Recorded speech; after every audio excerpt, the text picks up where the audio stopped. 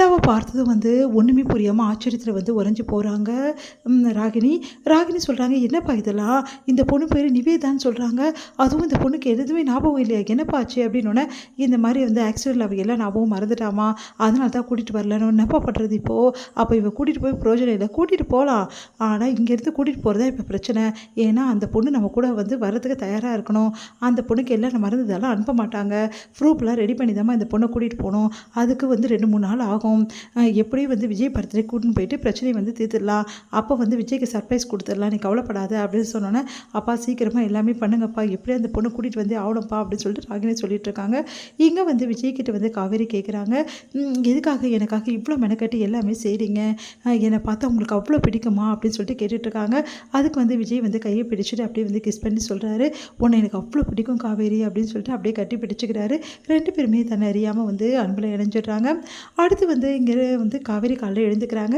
அப்போ விஜய் ஒன்றும் எழுந்துக்கல. அப்படியே காவேரி வந்து சந்தோஷம் தாங்கவே முடியல, விஜயை பார்த்து பார்த்து ரசிக்கிறாங்க. அடுத்து வந்து எழுந்து போகலான்னு போகும்போது காவேரி வந்து பிடிச்சி இழுக்கிறாரு விஜய். டைம் ஆகிடுச்சு அப்படின்றாங்க. அதெல்லாம் தெரியாது அப்படின்னு சொல்லிட்டு அப்படியே வந்து பொருள் இழுத்துக்கிறாரு. அடுத்து வந்து காவேரி வந்து கோயிலுக்கு கிளம்பும்போது விஜய் வந்து நானும் வரேன்றாரு. இல்லைங்க, நீங்கள் ஆஃபீஸ் போங்க, இது எனக்கும் சாமிக்கும் உள்ள வந்து வேலை அப்படின்னு சொல்லிட்டு நான் வந்து சாமிக்கிட்ட தனியாக வேண்டியிருக்கேன், அதை போய் நிறைவேற்றிட்டு வரணும்னு சொல்லிட்டு காவேரி கிளம்புறாங்க. தாத்தா பாட்டிக்கிட்டலாம் சொல்லிட்டு ரொம்ப சந்தோஷமாக வந்து காவேரி அங்கேருந்து கிளம்பி போகிறாங்க. இங்கே கோயிலுக்கு போகிறாங்க காவேரி. கோயிலில் பார்க்கும்போது அங்கே ஒரு சின்ன குழந்தைய காவேரி பார்க்குறாங்க. பார்த்து வந்து அந்த குழந்தை ஓடி வந்து அப்படியே காவேரி வந்து கட்டி பிடிச்சிக்குது, அப்படியே காலிலே கட்டிக்குது. அதை பார்த்த காவேரி வந்து, இந்த குழந்தை யாரோட குழந்தை அப்படின்னு சொல்லிட்டு தூக்கிக்கிறாங்க கையில். தூக்கிட்டுல, என்னோட குழந்தை தாம்மா, இங்கே விளையாடிட்டு இருந்தா, என்னமோ தெரில, நீ தெரிஞ்ச பொண்ணு மாதிரி உன்னை வந்து கட்டிக்கிறா அப்படின்னு சந்தோஷம் தாங்கலை காவேரிக்கு. அந்த குழந்தை ரொம்ப கொஞ்சறாங்க, ரொம்ப க்யூட்டாக இருக்கா அப்படின்னு சொல்லிட்டு அதை பார்த்துட்டு வந்து, என்னம்மா உனக்கு கல்யாணம் ஆகிடுச்சா, ஆகிடுச்சுங்க அப்படின்றாங்க. குழந்தைங்க எத்தனை பேர், அது வந்து இப்போ தாங்க கல்யாணம் ஆகிருக்கு, கூடிய சீக்கிரம் இந்த மாதிரி ஒரு குழந்தை உனக்கும் வந்துடும் அப்படின்னோடனே, அது எப்படி இப்படி சொல்கிறீங்க அப்படின்றாங்க. குழந்தை நீ தூக்கியிருக்கலம்மா, கூடிய சீக்கிரம் பாரு நீயும் தாயாவ அப்படின்னு சொன்ன சந்தோஷம் தாங்கவே முடியல காவேரிக்கு. உடனே அப்படியே பூரிக்கிறாங்க. சரிங்க இந்தாங்க அப்படின்னு சொல்லிட்டு குழந்தைய கூட்டிட்டு கொஞ்சிட்டு அப்புறமா வந்து சாமிக்கிட்ட வராங்க.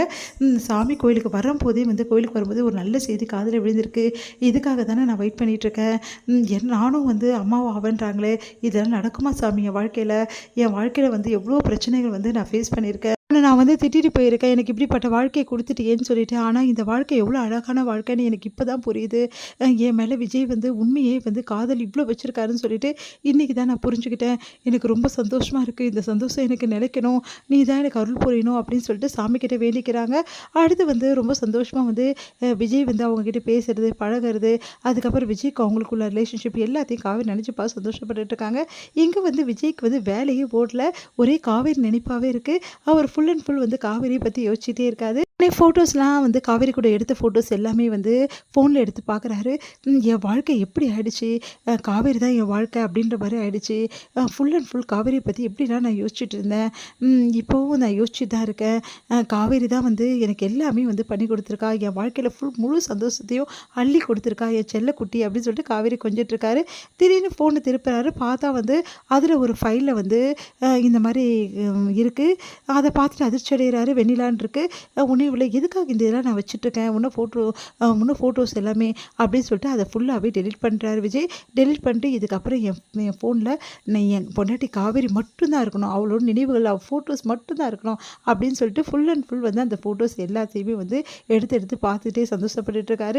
எங்கள் யமுனா வந்து நிவின் கிட்ட வந்து கேட்குறாங்க, இப்போவாது உங்கள் மனசை மாறிச்சா இல்லையா அப்படின்னு சொல்லிட்டு, இங்கே பாரு நீ எதை பற்றி பேசுகிறேன்னு எனக்கு புரியல, பார்த்தீங்கல்ல என் அக்கா எவ்வளோ சந்தோஷமாக இருந்தான்னு சொல்லிட்டு, எங்கள் மாமாவும் என் அக்காவும் அவ்வளோ சந்தோஷமாக இருக்காங்க, இப்போ அதுக்கு என்ன பண்ணுன்ற, அப்போது நீங்கள் ஏன் சந்தோஷமாக இருக்க மாட்டேங்கிறீங்க, அவங்க 2 பேரும் அவ்வளோ சந்தோஷமாக இருக்காங்களே, நீங்களும் என் அக்காவும் விரும்புனீங்க, 2 பேரும் பிரிஞ்சிட்டிங்க, அப்போ அவள் வாழ்க்கையில் அவள் சந்தோஷமாக இருக்கும்போது உங்கள் வாழ்க்கையில் நீங்கள் சந்தோஷமாக இருந்தால் என்ன பிரச்சனை நிவின் உங்களுக்கு, ஏன் நிவின் நீங்கள் இப்படியே இருக்கீங்க, சோகமாகவே இருக்கீங்க, ஏன் அதுலேருந்து மீறவே உங்களால் முடியல அப்படின்னு சொல்லிட்டு கேட்குறாங்க. இங்கே பார், தேவையில்லாத பேச்செல்லாம் பேசாத, என்னமோ நான் உன்னை விரும்பி கல்யாணம் பண்ணிக்கிட்டு உன் கூட வாழாத மாதிரியும் உன்கிட்ட பேசாத மாதிரியும் வந்து ஓவராக பில்டப் பண்ணிகிட்டு இருக்க, இங்கே பார் நான் உன்னை விரும்பலை, நீ தான் கட்டாயப்படுத்தி என்னை கல்யாணம் பண்ணியிருக்க, அப்போது உன்னை எப்படி விரும்பி நான் வந்து உன்கிட்ட பேச சொல்கிறேன், சிரிக்க சொல்கிறேன், தேவையில்லாத பேசிட்டு இருந்தேன், காவலை தான், தேவையில்லாமல் என்னோட பர்சனல் விஷயத்தில் முதல்ல தலையிடுறது நிறுத்து அப்படின்னு சொல்லிட்டு போகிறாரு.